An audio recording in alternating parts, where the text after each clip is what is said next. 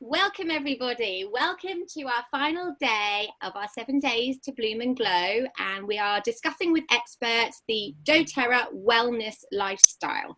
So my name is Emily Mascarenas and I'm delighted to introduce you to a colleague and friend, Dr. Rosalind. Hi Rosalind. Hello. Hey, how are you? I'm fine, thank you. So we are actually recording this on Monday, aren't we, Rosalind? Ready? We are. Ready to be aired for Saturday because we're busy people. But I was really excited about talking to Dr. Ros this week. Just call me Rosalind. Dr. Rosalind. Rosalind, let's keep it nice and natural. So I was really excited when I started to think about the doTERRA wellness lifestyle and all of the amazing people that we could bring in to share their thoughts, because this week is all about not just a quick week's wellness that we're not going to then take with us into our lives. It's all about the lifestyle choices that we can make, that we can change elements of our lives, slightly upgrading them so that we can live happier and healthier. And so I was very keen to want to talk to Dr. Ros, I keep calling you Dr. Ros, to Dr. Rosalind about this final subject, and really as an overview of the whole pyramid. So first of all, I guess I'll get you to introduce yourself, Rosalind. Hi, well, I'm Rosalind. I worked in the NHS for over 30 years and retired a couple of years ago. I worked in chest medicine and general medicine. So. Fantastic, lovely. And you're out in Spain currently, am I right? I'm currently in Spain for about a week and a bit, yes. Lovely. Well, just as the weather's getting cold here, you're going to come back. Well, I know, but we've had thunder and lightning and heavy rain today. Oh, right.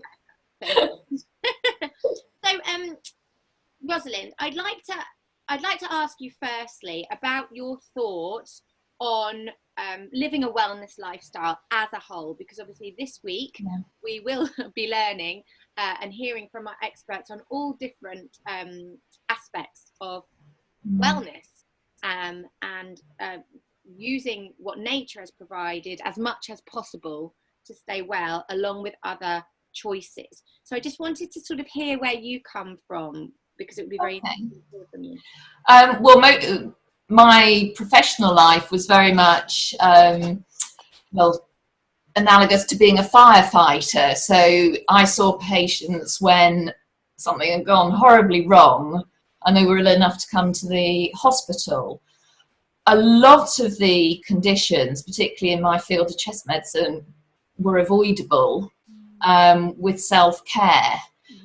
And if we're looking at the bottom of the pyramid, which is eating right, that is so important, because the food you eat makes your body. So you need good quality food going in. It doesn't have to be expensive. But if you can have a plant-based diet with fermented foods, kombucha or kefir, something like that, to keep your gut biome, which probably I think most people have heard about these days, to keep that healthy. Not having too many of nature's sweets, which are the fruits. So the 5 a day or 10 a day should really be predominantly vegetable heavy, and then look at the fruits as the treats. And if you're going to eat meat, which lots of people do, probably most people do in the UK, then try and eat good quality meat. So it's better to have a smaller portion of what was a happy animal and has been reared as naturally as possible, rather than lots of meat which is lower quality, and actually you won't be getting the nutrients, and ethically you're probably not quite so happy with it. Yeah, and I think food's essential. It tastes better as well, if personally speaking. I don't eat a lot of meat, but when I do, like you say, I like it to come from a happy animal. Yeah, and fish, oily fish is essential for your brain, so, and your bones.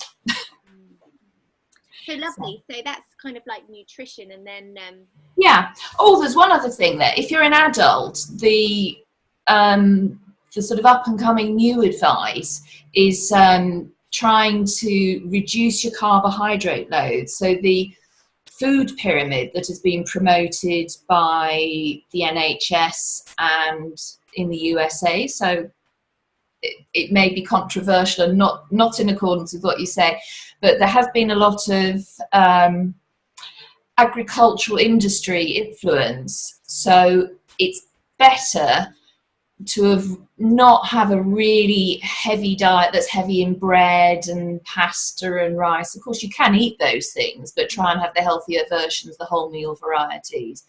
But every time you eat carbohydrate, which does include sugary fruits, you get a boost of insulin. So all the spare energy, the calories you're not using, go into the fat for storage, because that's how our bodies have been designed over the millennia. And if you have a lot of protein, then you don't get quite as much of the insulin release, but you do still get that boost of insulin. So again, a lot of the energy is going to be stored as fat, and then you have to break it down. If you have the fats, which we've been told for years are terrible for us, but actually if they're natural fats, not hydrogenated synthetic fats, they're actually quite healthy, and they make you feel full, and they don't cause that burst of insulin. And that's why the Atkins diet was quite helpful for a lot of people, because it moved away from the carbohydrates. It did have rather too much protein, but it does make you feel satiated from eating. And if you have lots of carbs, so you eat lots of bread, even if it's brown, lots of rice, even if it's brown, you're going to get that surge of insulin, and then you're going to feel really hungry, which is why cereal's not great in the morning, because by 11 o'clock you're probably starving hungry. Yeah. And nuts and seeds, avocado, there's great ways to get your... Oh yeah, you can have avocado. I mean, you can have it on toast, for example. I mean, I do like porridge. So I like soaking oats in a nut milk or an oat milk, and then putting some seeds in, and then for the flavour, I will put in some fruit as well, but I'm very aware that I'm using that like sugar. Absolutely, lovely. And then obviously there's all the other areas of the pyramid as well that we're discussing this week. So yeah, I don't know if you wanted to touch on those briefly. I'll briefly touch on it, because I'm sure the others are going to do it in much more detail. But exercise is really important. You need a bit of cardio, so you need something that's going to get your heart rate up. And you need something to stretch and keep yourself mobile, particularly as you get older, but it's quite hard to start older if you haven't done it as part of your lifestyle. So the cardio, you don't have to go to a gym. If you like gym classes, go to something you enjoy. You can dig the garden vigorously. It's not just a Margot Ledbetter snipping the odd dead head.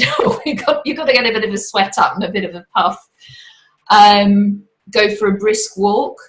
If you're really short on time, there is quite good evidence coming through that you can do the high intensity interval training, which is where you exercise till you feel as though you're about to collapse. Don't actually collapse though. And then have a rest, and that is a way of getting really good exercise in a very short time if you're just very busy with the children, with work, life, that sort of thing. Fantastic. So we just had to pause there while I had to go and see to a child. But yes, Rosalind, so you were telling us a little bit about your thoughts on exercise and movement, and we touched on nutrition as well. Yeah, the thing is with exercise, do something that you enjoy. So when I had 3 small children and there was no way I could work full time and get out to the gym, I used to put on ABBA-Gold.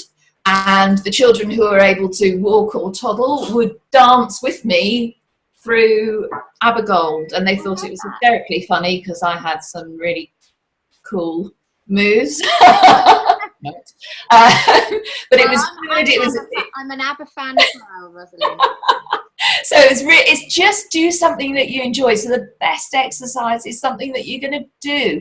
And if you can be a bit like me with the attention span of a gnat, then do different things. So you might go for a brisk walk a couple of times a week, When you go up the stairs, instead of just trudging up, if you're not carrying a small child, just run up the stairs. That sort of thing. Don't park right by the door in the supermarket unless it's pouring and you've got babies and toddlers and they're all going to go you know, just walk across, just building in those bits of exercise, and then stretch, so you can combine that with your meditation or your yoga or whatever, mindfulness, whatever works for you. So it's looking after the body in terms of physical terms with stretching and cardio, but also looking after your mind. So your brain, obviously, if you do a high contact sport and there is some sort of protection for the brain, well, use it. Try not to fall off your bicycle head first. Things like that. Don't get rip-roaringly drunk, because that's not very good for the brain. It sort of dissolves away all the nice supportive bits, so it's not good. Yep. And smoking obviously clogs up and damages the brain as well. So it's avoiding damage, but then also looking after the mind. And I think anyone who's had children and has seen a toddler in a really good going tantrum can see how actually they're just reacting to whatever they feel, and they haven't got the skills and the self-knowledge, because they're toddlers, to actually think, what am I feeling? You know, is my heart racing because I'm angry or frightened? Am I clenching my fist? Can I, you know, if you're responding to someone. So somebody can make you feel very angry, but the trick is, and I had this a lot with very angry relatives who were distressed about their loved ones being horribly ill. The trick is to recognize the feelings in you, and then you don't have to be angry, because you can recognize what they are, and you can choose to be calm and not just respond in that fight or flight reaction. So you can acknowledge that I mean, if it's someone who's being aggressive, you can say, I'm feeling quite stressed. Yeah. And I was brought up that it wasn't polite to say how you feel in case you offended the other person, but we know that's not good for people. Okay. We know that generations of women have suffered because they've been taught that it's wrong to cry, wrong to express themselves. If somebody's being abusive to them, that you shouldn't fight back. You don't have to fight back, but you can recognize the sensation of your heart racing or your muscles clenching, I'm frightened or I'm angry or whatever. And then you can choose how to react. So you're not governed by your mind. You can override these things. Obviously, it's a safety issue. You can say, I'm not feeling happy with this. You know, we'll have to discuss it later. And obviously we can be using things like the essential oils as well. Absolutely. For me, the one I've always gone to for years, even before I discovered doTERRA and used other products, lavender. For me, lavender I associate with calmness. So I can carry a little blend and just put it on, and it's just when I've realised that perhaps I'm not dealing with the situation as well as I might, and then I can sniff it, or I can just roll it on, or you know, put it on a cuff, something like that, and just smell it. And I find I associate that with my mindfulness. So when I did classes, I deliberately set that up as the scent that I find calming. Yeah. So people can choose what they like, but for me, that's the one. Lovely. Yes, using them as an anchor or a trigger. Yes. And so tell us a little bit about you love essential oils, right? Yes. Well, the next step, looking at my chart, my pyramid, is about reducing toxic load. Yeah.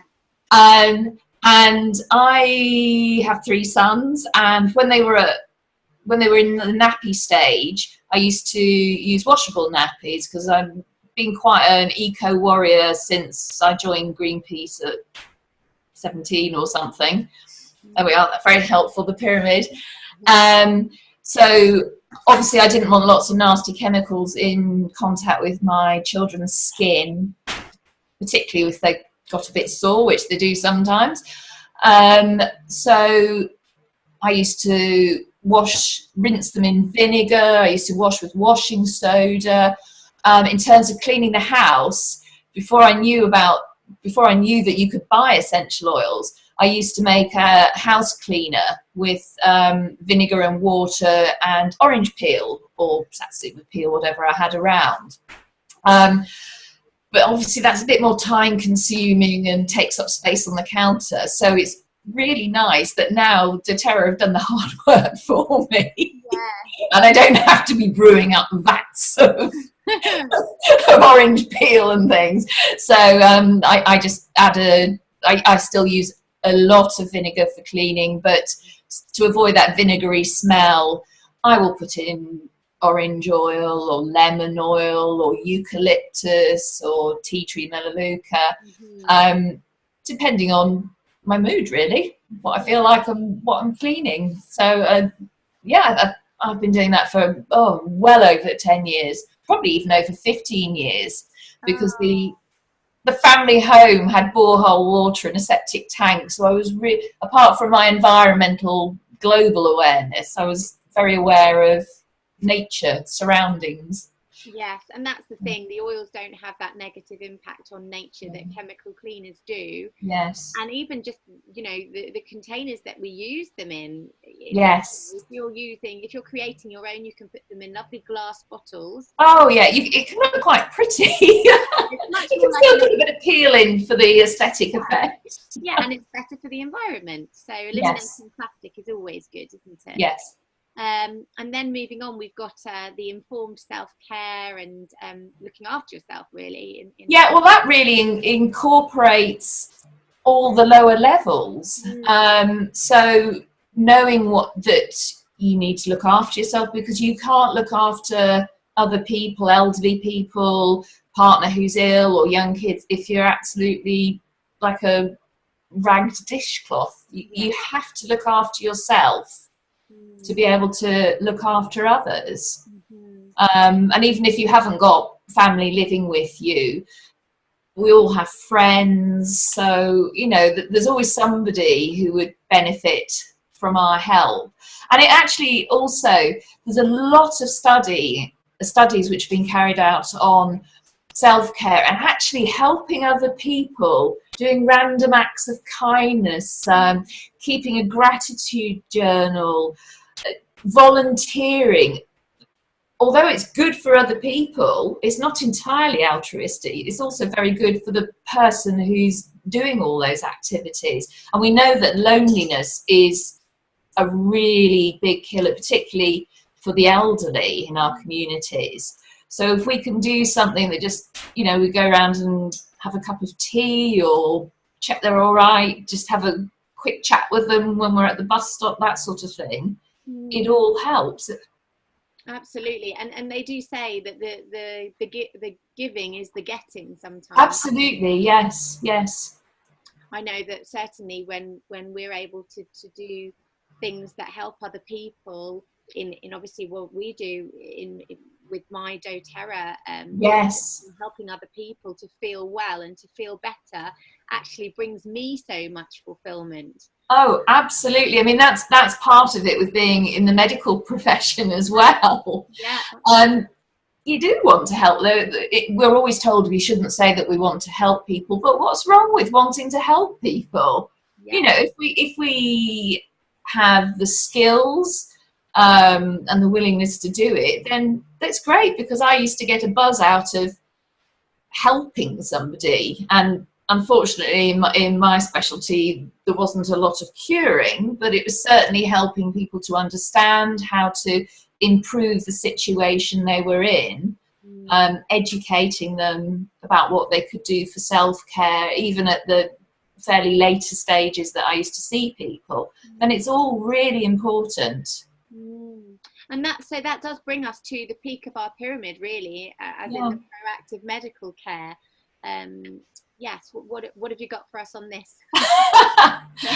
Well, it incorporates all the other things, but there are some things that are harder to do at home. Things like having your blood pressure checked.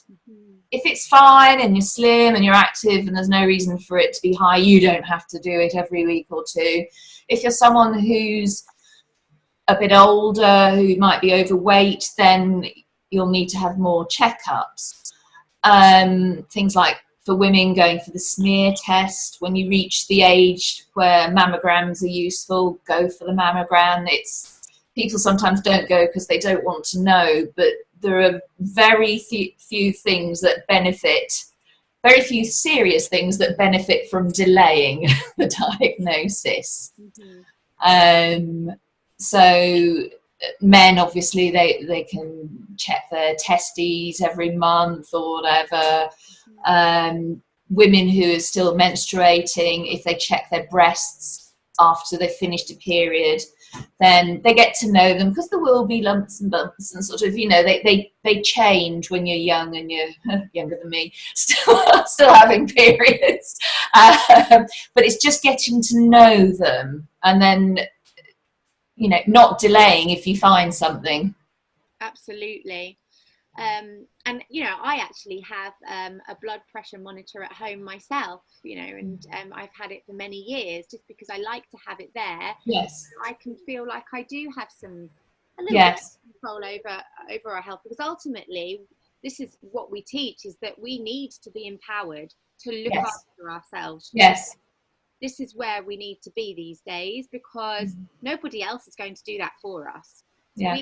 We have that responsibility, and yes. and we can, with all of the elements of the pyramid that we've just discussed, so then hopefully we don't have to go and visit or call out the fire force. Well, exactly. Yes. I mean, the NHS, I remember reading one time, it was set up to cure disease. So they thought that all this money and time and effort would be put into cure disease. But obviously, if people don't have a healthy lifestyle, so if you've got if you ended up with type 2 diabetes, which is largely preventable, if you've got COPD, which used to be chronic bronchitis and emphysema, that's largely preventable. Lung cancer is largely preventable. So and as we go through, as neuroscience is developing, which is a fascinating field. And when I was at medical school, back when there were dinosaurs, we were told the brain was fixed at 25, that was it, and it was downhill all the way. We know that's wrong now. We know there's neuroplasticity, and we can train bits of the brain. So if somebody becomes a taxi driver, a bit of their brain, and I can't remember which bit, gets much bigger. And somebody who's good at languages, that protects, well, having a second language is really good. So I've had patients who've had strokes and not been able to speak in English, but could speak in the other language. So, keeping your brain, your mind active, I would include in that. But at the moment, it's kind of at the top, in that we sort of say, go to a class, learn something, but actually it needs to come a bit further down. So do Sudoku, do crosswords. Don't just read the gossip magazines, which are really nasty, picking on actresses who aren't 21 anymore. Actually, that's kind of their issues, and read something that challenges you. Yeah. Just because it's far more interesting talking about the environment or education or a new recipe you've done or the oils, something like that, rather than just about actress X's got a bit of cellulite, because that's kind of just a bit mean, and we don't want to be like that. We don't want people talking about us like that. So and positivity is a big thing to do with positivity is a huge thing. I mean, now I'm in my 50s, my sort of motto when I'm approaching a situation with some younger people, and two of my sons are in their 20s and one's in his late teens, so that they've all left home. I try to be the woman I would have wanted around when I was younger. So, I think, what would I have liked to know? And I don't try and do it in a lecturing, now look here. I try and do it in a kindly way, as yes, I used to find that, but I found it quite helpful to do something just guiding. And I was a scout leader for 10 years or so. And that was one of the things I loved about that. I went through Beavers and Cubs and Scouts. I like Scouts because teenagers can have a lot of poor role models on social media, and actually getting them away from that and getting them to talk about things, try things, do things. If you fail at something, it doesn't matter. You can either try again and think, well, I'd really like to do that, so I'll improve, or you think, maybe I'm not supposed to be a tightrope artist, so maybe I'll do judo instead. Oh, I love that. You're just learning through things. That's it. And you know, I'm a mum of 3 boys as well, so I'm with you. They're just all so Rosalind, what would be your top tips on staying well, keeping well for the winter, as we, you know, the weather's changing now, it's going to get what would be your top tips on? Well, it's keep going all the way from the bottom of the pyramid to the top. So eat well, exercise, sleep. You know, don't, because it's warm and cozy in front of the telly, don't just sit there and do nothing. Actually, if you're feeling sleepy, rather than dozing off on the sofa, go to bed and have good sleep hygiene. That's what we talk about in medicine. So have a warm bath, and then when you cool down, it helps you sleep. Don't have any overheated bedroom. Have fresh air. You know, if you're in the Highlands of Scotland, you might not want a window open, but you know, keeping the airflow. If you're in an office during the day, you know, and there is a window that you can open, get that air circulating. One of the, obviously staying fit and healthy as well helps, but one of the big things for trying to avoid cold viruses is not touching the face. So we, in an office, say, or when somebody in the home sneezing and coughing and children are snotting everywhere and it's just all slimy and disgusting, things like touching the telephone, putting it down and then sort of rubbing our eyes, or little children pick their noses, and men in cars, she said.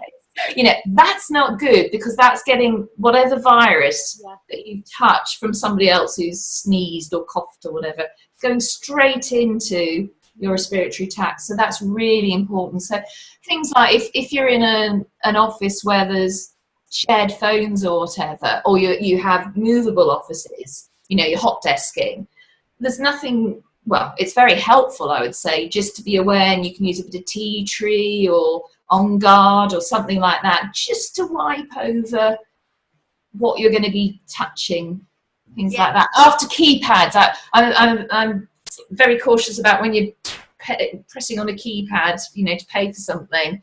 They're usually really not very nice. So I usually carry some alcohol gel, but I like using, I'm a big fan of eucalyptus and tea tree, actually. I like using those as well, but really. And you know, you can get the On Guard sanitizing spray now, which is really handy in your handbag for those moments.